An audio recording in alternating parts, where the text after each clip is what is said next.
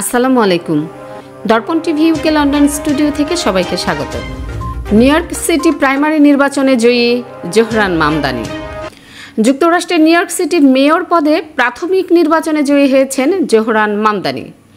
Mayor পদের Democratic দলের প্রাথমিক নির্বাচনে রাজ্যের অ্যাসেম্বলি সদস্য জোহরান মামদানির কাছে পরাজয় মেনে নিয়েছে সাবেক মেয়র অ্যান্ড্রু কুমো। এ ঘটনা যুক্তরাষ্ট্রের রাজনীতিতে এক বড় চমক হিসেবে দেখা হচ্ছে। ব্রিটিশ সংবাদ মাধ্যম বিবিসির খবরে বলা হয়েছে, নিউ ইয়র্কের সাবেক গভর্নর কুমো 2021 সালে যৌন হয়রানির অভিযোগে পদত্যাগ করার পর ফের রাজনীতিতে ফিরতে চেষ্টা করেছিলেন। সমর্থকদের উদ্দেশ্যে দেওয়া ভাষণে কুমো বলেন, 33 বছর বয়সী ডেমোক্রেটিক সোশ্যালিস্ট মামদানি এ দফায় নির্বাচনে জয়ী হয়েছেন এবং সামনে কি করা যায় তা তিনি ভেবে দেখবেন। 67 বছর বয়সী কুমো বলেন, আজকের রাত তার। নির্বাচিত হলে মামদানি হবেন নিউ ইয়র্ক শহরের ইতিহাসে প্রথম মুসলিম ও প্রথম ভারতীয় বংশোদ্ভূত ব্যক্তি যিনি যুক্তরাষ্ট্রের সবচেয়ে বড় শহরের নেতৃত্বে আসবেন। নিউ ইয়র্কে এই ডেমোক্রেটিক প্রাইমারি মূলত নভেম্বরের মেয়র নির্বাচনের ভাগ্য নির্ধারণ করবে বলে মনে করা হচ্ছে। গত নভেম্বরে প্রেসিডেন্ট ডোনাল্ড ট্রাম্পের রিপাবলিকান দল হোয়াইট হাউস এবং কংগ্রেসের দুই কক্ষেই জয়ী হওয়ার পর ডেমোক্রেটিক পার্টি তাদের রাজনৈতিক অবস্থান কিভাবে ঠিক করে তা বোঝার জন্য এই নির্বাচনকে লিটমাস টেস্ট হিসেবে দেখা হচ্ছিল। গতকাল মঙ্গলবার রাতে প্রকাশিত ফলাফলে দেখা যায় মামদানি বেশ বড় ব্যবধানে এগিয়ে আছেন, তবে সরাসরি জয় নিশ্চিত করতে 50% বেশি ভোট এখনও পাননি তিনি। এমন পরিস্থিতিতে কুমোর এই পরাজয় শিকার অনেকের জন্যই অপ্রত্যাশিত ছিল, কারণ নিউ ইয়র্কের র্যাঙ্কড চয়েস পদ্ধতিতে ভোটাররা 5 জন পর্যন্ত প্রার্থীকে পছন্দক্রম অনুযায়ী ভোট দিতে পারেন, ফলে চূড়ান্ত গণনা আগামী সপ্তাহ পর্যন্ত গড়াতে পারে। রাজনৈতিক বিশ্লেষক ট্রিপ ইয়াং বিবিসিকে বলেন, নিউ ইয়র্ক সিটির আধুনিক ইতিহাসে এটি সবচেয়ে বড় আপসেট।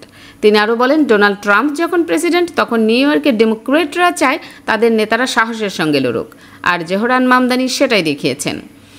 নিউ ইয়র্ক টাইমসকে দেওয়া এক সাক্ষাৎকারে কুমু বলেন, তিনি এখনও ভাবছেন আগামী নভেম্বরের সাধারণ নির্বাচনে স্বতন্ত্র প্রার্থী হিসেবে লড়বেন কিনা। তিনি বলেন, আমি বলেছি মামদানি প্রাইমারি জিতেছেন। আমি আরও বলেছি ভোটের ফলাফল এবং র্যাঙ্কড চয়েস পদ্ধতির পরবর্তী পরিসংখ্যান দেখে তারপর সিদ্ধান্ত নেব, কারণ আমি স্বতন্ত্র প্রার্থী হিসেবেও প্রতিদ্বন্দ্বিতা করার সুযোগ রাখছি।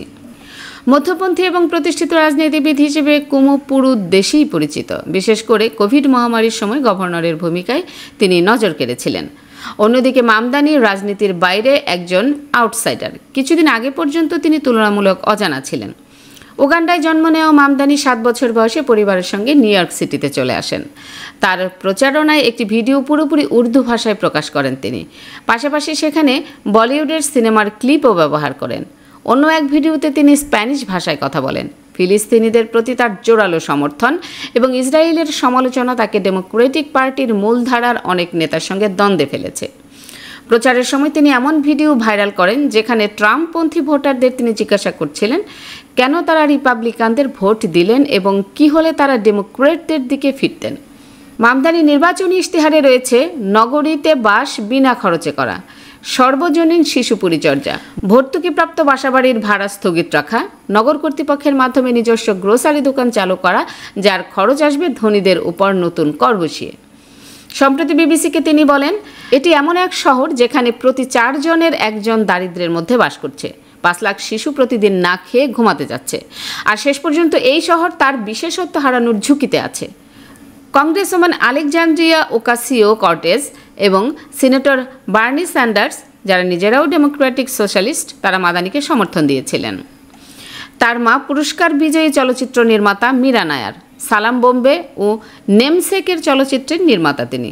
জোহরানের বাবা কলম্বিয়া বিশ্ববিদ্যালয়ের নৃবিজ্ঞানের অধ্যাপক মাহমুদ মামদানি। তার বিখ্যাত বই গুড মুসলিম ব্যাড মুসলিম। জোহরান মামদানি 2020 সালে কুইন্সের একটি জেলার প্রতিনিধিত্ব করে নিউ ইয়র্ক স্টেট অ্যাসেম্বলিতে নির্বাচিত হয়েছিলেন। কি আপা দেখে চলতে পারেন না? সরি আপু, আগামীকাল আমার ওমরার ফ্লাইট। আমার জন্য আবায়া কিনতে হবে, হাজবেন্ডের জন্য তোপ এবং মেহমের কাপড় কিনতে হবে, যার জন্য খুবই প্যারায় আছি।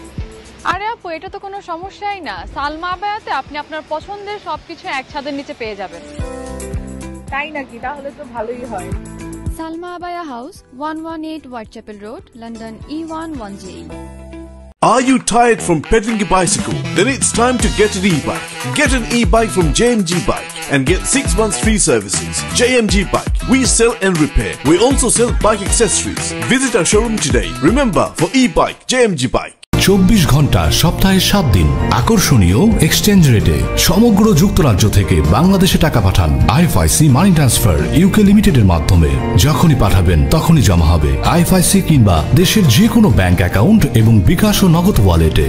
মানি ট্রান্সফার করতে সার্বক্ষণিক আছে আমাদের মোবাইল অ্যাপ এবং আপনার নিকটস্থ অনুমোদিত এজেন্ট। বিস্তারিত জানতে কল করুন 020-7247-9670 নম্বরে। আমাদের ঠিকানা 18 Brick Lane, London E1 6RF UK। IFIC money transfer UK limited, IFIC ব্যাংকের নিজস্ব প্রতিষ্ঠান। সুপ্রিয় দর্শক, এতক্ষণ আমাদের সঙ্গে থাকার জন্য ধন্যবাদ। আশা করছি দর্পণ টিভি ইউকে ফেসবুক পেজটি লাইক, কমেন্ট ও ফলো করে আমাদের সাথেই থাকবেন। আল্লাহ হাফেজ।